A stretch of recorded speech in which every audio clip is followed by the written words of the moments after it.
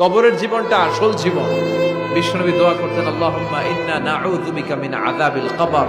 আল্লাহ, আমি আপনার কাছে কবরের আযাব থেকে পানাহ চাই, কবরের আযাব থেকে বাঁচতে চাই। এই কবরের মধ্যে অনেক ফিতনা হবে, অনেক সুয়াল হবে। কবরে প্রশ্ন আছে না নাই? কথা বলেন। প্রথম প্রশ্ন জিজ্ঞেস করা হবে, মার রব্বুক, তোমার রব কে? বলেন, আমাদের রব কে? ওয়া মা দীনুক, তোমার ধর্ম কি? বিষ্ণুবীর চেহারা দেখিয়ে বলা হবে, তাআরিফু মান হাযা রাজুল, এই লোকটারে চিনো? আমরা কি বলবো? আমরা চিনি, উনি আমাদের প্রিয় রাসূল মুহাম্মদুর রাসূলুল্লাহ সাল্লাল্লাহু আলাইহি ওয়াসাল্লাম। এরপরে জিজ্ঞেস করা হবে, এগুলো কোত্থেকে শিখলা? আমরা বলবো, কোরআন থেকে। ফায়ুফসাহু লাহু কবরুহু ৭০ যিরাআন। সুন্দর সুন্দর উত্তর করতে পারলে আপনার কবরটারে ৭০ হাত লম্বা করে দেওয়া হবে। ইফতাহু লাহু বাবুন ইলাল জান্নাহ, জান্নাতের দিকে একটা দরজা লাগিয়ে